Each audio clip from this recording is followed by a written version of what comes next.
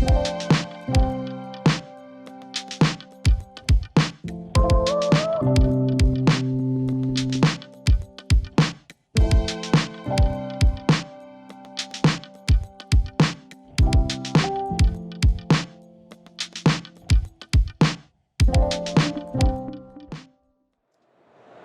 there, welcome to another episode of Insights here live from the NetSupport stand at Bett 2024.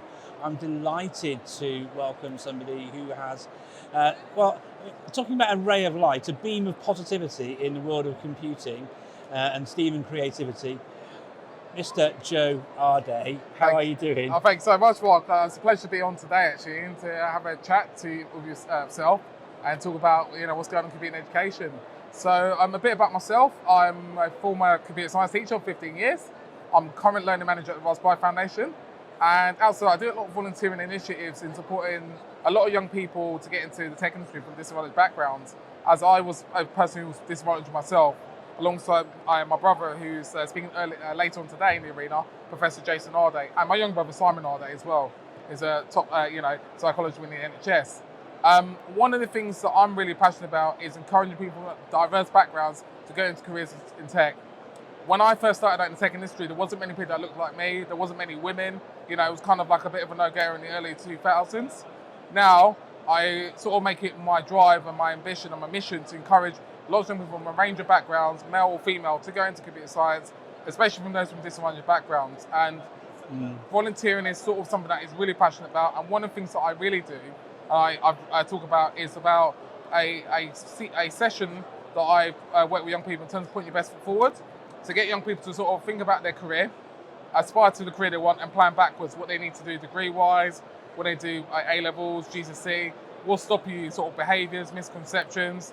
Usually, and that is for me is something that is really passionate about, because when I was 16, I remember sitting on my mum's bedroom floor in South London, Clapham, and I wrote down what I want to achieve at 16, 18, and also beyond. And every 2 years, I'd have that piece of paper on the wall, and I'll tear it down once I've met those objectives. And I say this to someone who's 40 this year, I still have dreams and goals that I want to aspire to. Who knows, maybe one day I might become Dr. Joe Arday, and I might be sitting in front of you, talking about my insights in, AI and education, and share my skills with the next generation. So I'm really passionate about sort of inspiring people with disadvantaged backgrounds. And I think, for me, if you know a little bit about myself, that's something I've championed in the work, obviously joining Raspberry at the moment, but obviously as a teacher in the classroom as well, with a lot of the STEM clubs, and encouraging young people of all backgrounds, say computer science is for you, and it's so important, the education system. As I always say, in Ghanaian culture, we call pay it forward. Someone was good to me once when I was young, now it's my turn to do the same thing. Listen, Joe, lovely to hear, and so much positivity as you can hear.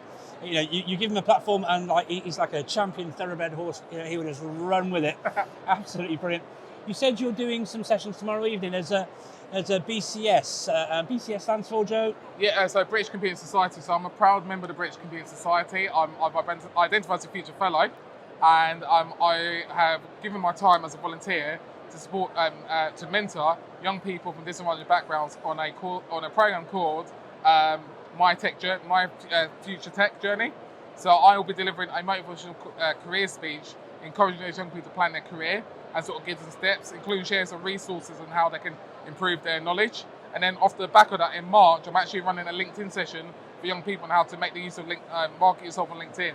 I say this as someone who's used LinkedIn over 20 years, and the opportunities that it's afforded me, and nowadays it is your virtual CV. So those are the things that I do outside my role as an educator. I do a lot of volunteering. It's not something I really shout about, but it's something that I'm really passionate about. And even if it inspires one person, then I know that I'm doing the right thing. And as I mentioned, in Ghanaian culture, pay it forward. One day you'll be the leaders in these, fantastic roles, and my children will be sitting in the audience, and they'll be looking to you as a role model. So that's why I believe in paying it forward. Brilliant stuff. Thank you, Joe. So you're running these sessions tomorrow evening. Tomorrow evening, yeah. So if you wanted to sort of find out, this will be going out after this has taken place, so you won't be able to come along. But Joe, you said this is an offer that you can sort of share with people. They can actually get involved beyond tomorrow evening. How can they do that? Usually, so what I'm doing is I'm running my session with, obviously in partnership with the Raspberry Foundation in March, and also in partnership with STEM Learning. So if you look out for my obviously my Twitter feed, which is the Average Arday, on X or LinkedIn, I usually put a post which is on Eventbrite, and I usually put posts up on many different channels to encourage young people, even families, to be involved.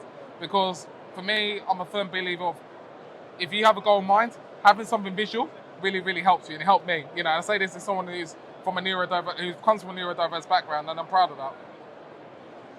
Great stuff. Thank you very much, Joe. Joe, computing, STEAM, creativity, it's such an important aspect, I think, of the curriculum. Some people don't see that though. What would you say to people who need to understand more about the importance of STEM and computing and coding within the curriculum? What sort of aspirations or what sorts of jobs, careers, ideals? Why is it so important that we have these things embedded within the curriculum? We often see it quite easily embedded in primary, but as we move forward into secondary, so computing becomes this little thing in a corner over here.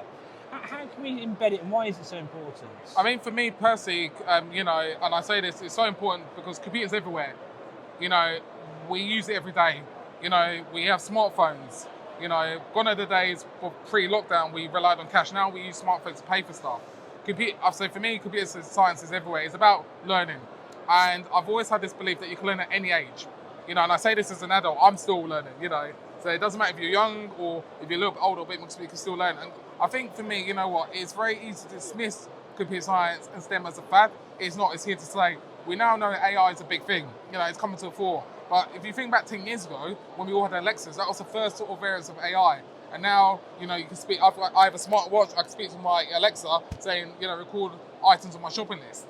So I think, coding, AI, computer science, it is here to stay. And going forward as well, we're heading towards the fourth industrial revolution, which is tech revolution. And as you can see, the government obviously, come with initiatives, obviously in terms of AI, and encouraging the next generation, so the generation after me, that includes my children, to go into careers in tech, and computer science is not just a career in tech. You can use it in medicine, advanced in medicine. You can use it in agriculture. You can use it in fashion, television, music, the things that you're interested in. So for me, as a passionate plea, don't ignore it.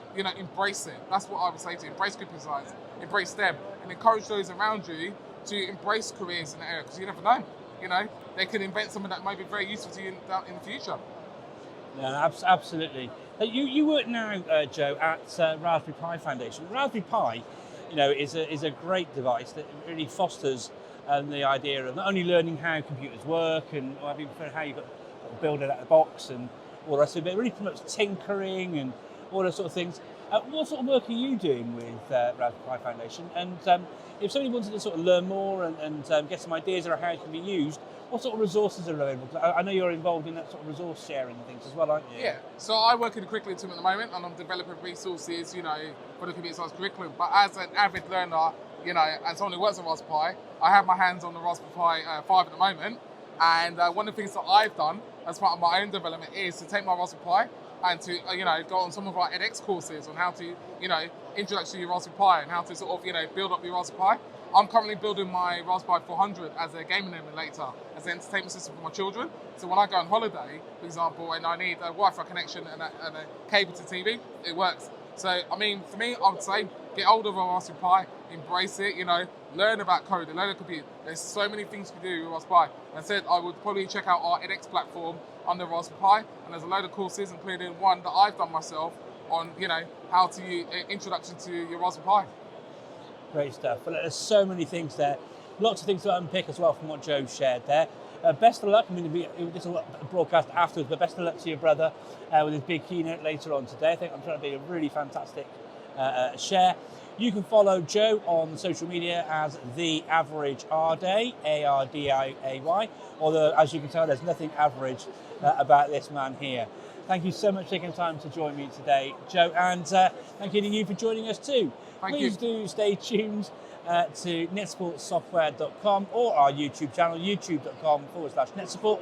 We look forward to you joining us on the next episode of Insights. Thank you so much, Joe. Thank you so much, Mark. It's been an absolute pleasure today. Thank you. Cheers. Thank you. Take care.